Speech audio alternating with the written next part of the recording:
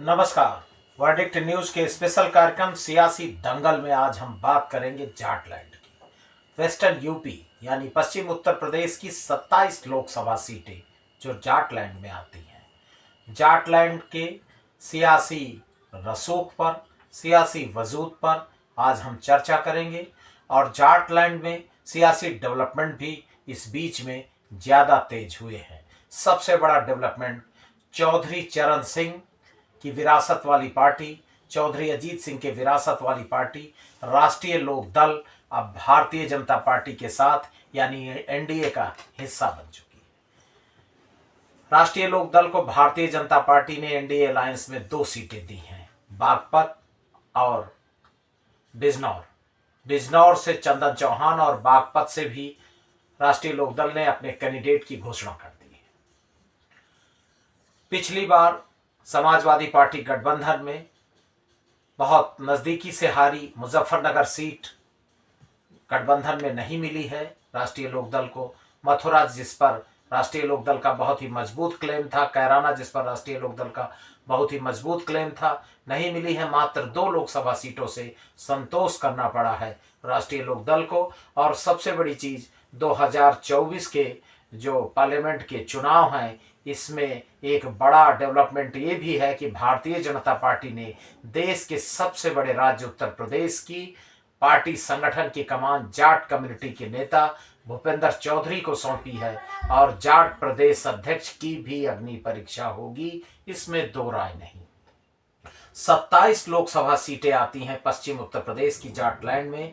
नोएडा, गाजियाबाद जैसे hi tech city आती हैं और पिछले लोकसभा चुनाव में 4 सीटें समाजवादी पार्टी और 4 सीटें बीएसपी ने जीती थी। यानी समाजवादी पार्टी राष्ट्रीय लोक दल कंबाइन का काफ़ी अच्छा लाभ गठबंधन को मिला था। फिलहाल राष्ट्रीय लोक दल खुद चौधरी अजीत सिंह मुजफ्फरनगर से हार गए थे और खुद जयंत चौधरी मथुरा से हार गए थे, लेकिन 4-4 सीटें सपा और बसपा गठबंधन को इस रीजन में मिली थी और 19 सीटें भारतीय जनता पार्टी जीती थी।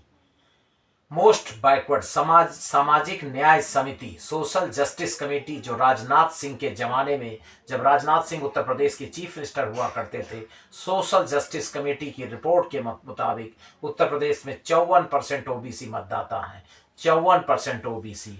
और पश्चिम उत्तर प्रदेश में जाट, गुर्जर जैसी बड़ी कम्युनिटी के अलावा भारतीय जनता पार्टी माली, खासकर सैनी, प्रजापति, कुम्हार और कश्यप जैसी बिरादरी, धीमर जैसी बिरादरी को गोल बंद करने की रणनीति पर लगातार काम करती रही है।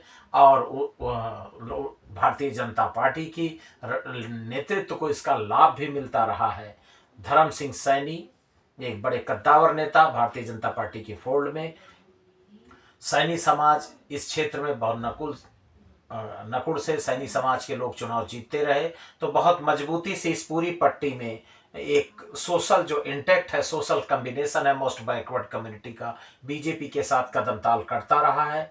और ऐसी कोई पार्लियामेंट सीट नहीं जिसमें कम से कम 3 लाख मुस्लिम मतदाता हर पार्लियामेंट सीट पर हैं। और ज़्यादातर नतीजे आप देख लीजिए कि मुस्लिम जाट कम्बिनेशन चौधरी चरण सिंह जी के ज़माने में, याद करिए, अजगर यानी अहिर, जाट, गुजर, राजपूत का जो फार्मूला था, अजगर का फार्मूला, उस पर लगातार आगे भी काम हुआ।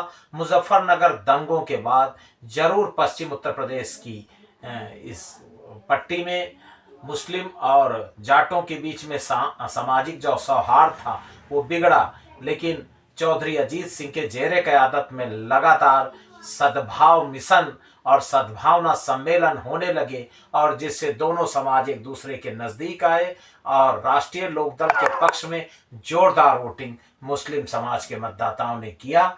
लेकिन अब गंगा यमुना से बहुत पानी बह चुका है।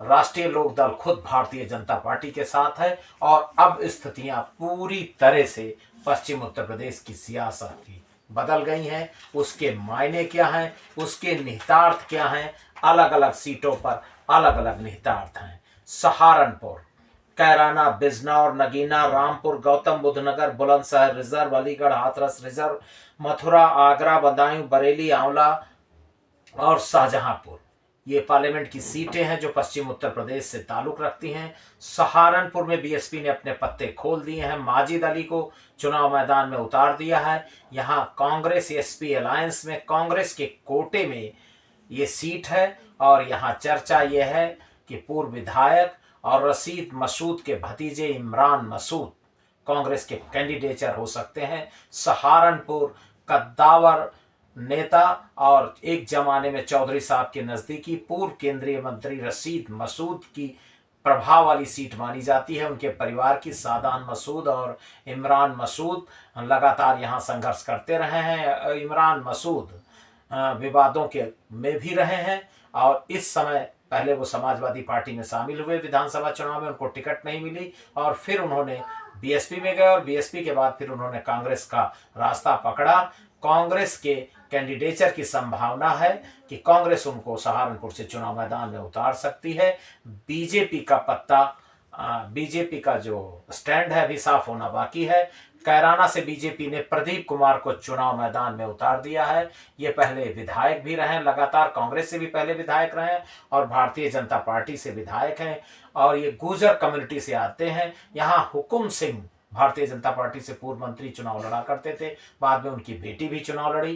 कैराना में भारतीय जनता पार्टी गुर्जर जाट समीकरण के सहारे और वैश्य ब्राह्मण कॉम्बिनेशन के बलबूते चुनाव लड़ती रही है और समाजवादी पार्टी ने यहां इकरा हसन को चुनाव मैदान में उतारा है। नाहिद हसन कैराना से समाजवादी पार्टी की विधायक हैं, उनकी बहन है और इनके पिता Chaudhary Munawwar Hasan Guinness book of world record में भी उनका नाम है। लोकसभा, राज्यसभा, विधान सभा और विधान परिषद चारों सदनों के सदस्य रहने का उनका रिकॉर्ड है। ये रिकॉर्ड अभी उत्तर प्रदेश और देश में कोई तोड़ नहीं पाया है।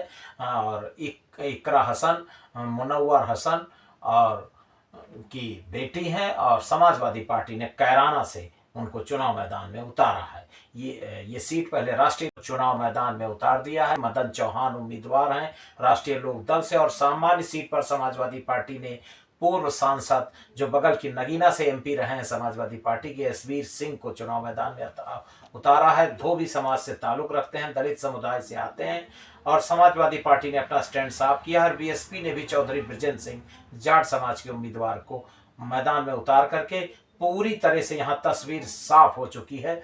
त्रिकोणीय संघर्ष की बीजेपी राष्ट्रीय लोकदल कंबाइन से चंदन चौहान, समाजवादी पार्टी से एसवीर सिंह और बीएसपी से चौधरी बृजेंद्र सिंह।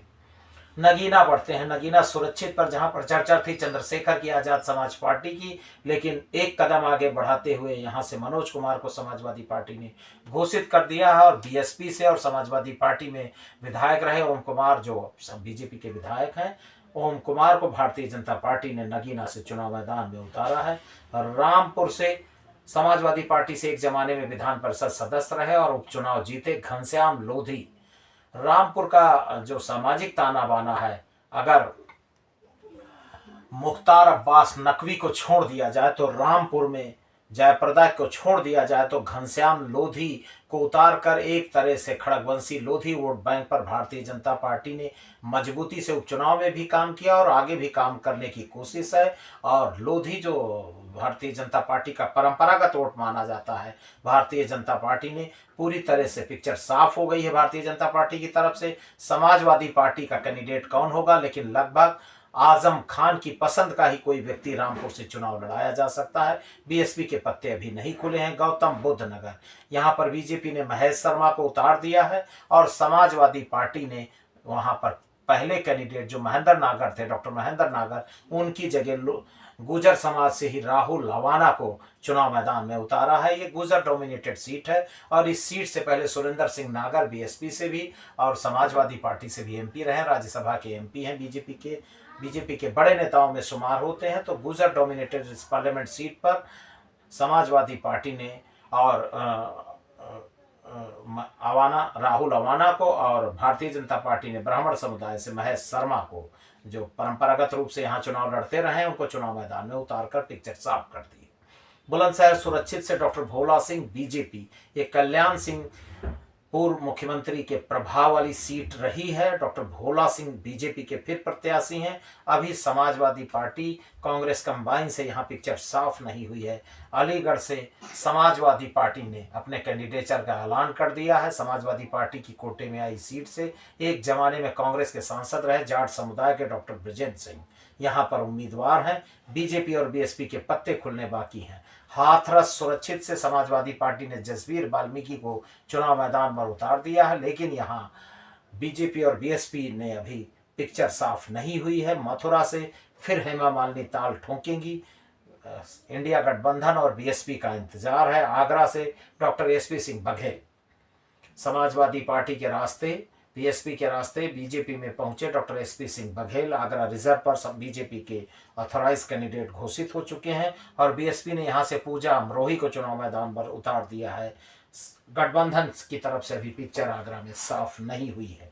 बदायूं से पहले धर्मेंद्र यादव और फिर बाद में शिवपाल सिंह यादव को समाजवादी पार्टी ने चुनाव मैदान में उतारकर एक तरह से अपनी स्थिति को साफ कर दिया है। लेकिन बीएसपी और बीजेपी, संघमित्रा मौर्य या कोई और बीएसपी से कौन हो सकता है, डीपी यादव या कोई और, इस पे अभी यक्ष प्रश्न है कि बदायूं लोकसभा सीट पर क्या फैसला हो सकता है।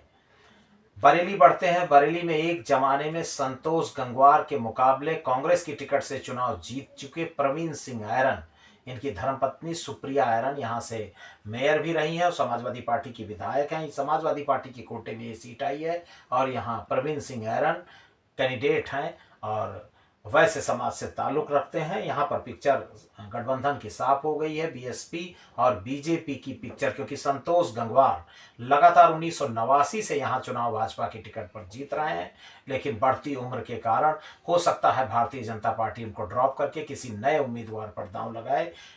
आगे क्या होगा ये भविष्य के गर्भ में है। आंवला से एक जमाने में समाजवादी पार्टी से नैरो मार्जिन से चुनाव हारे धर्मेंद्र कश्यप बाद में लगातार बीजेपी की टिकट से जीत रहे ओबीसी कम्युनिटी से आने वाले धर्मेंद्र कश्यप को भाजपा ने उतारा है। तो पीडीए की रणनीति को आगे बढ़ाते कुशवाहा मौर्य समाज से नीरज मौर्य, जो बगल के शाहजहांपुर जिले की जलालाबाद सीट से विधायक रहे, उनको समाजवादी पार्टी यानी इंडिया गठबंधन ने चुनाव मैदान में उतार दिया है। और आंवला की पिक्चर सिर्फ बीएसपी का कैंडिडेचर का अनाउंसमेंट बाकी है। शाहजहांपुर से अरुण सागर को फिर भारतीय जनता पार्टी ने चुनाव मैदान में उतारा है और समाजवादी पार्टी ने यहां से राजेश कश्यप को चुनाव मैदान में उतारा है। ये सीट समाजवादी पार्टी और बीजेपी दोनों के बीच में कांटे की टक्कर की संभावना बताई जा रही है। जातीय समीकरणों के हिसाब से देखा जाए तो यहाँ पर इंडिया गठबंधन मजबूत टक्कर देने की हैसियत में है। बीएसपी भी यहाँ त्रिकोण बना सकती है।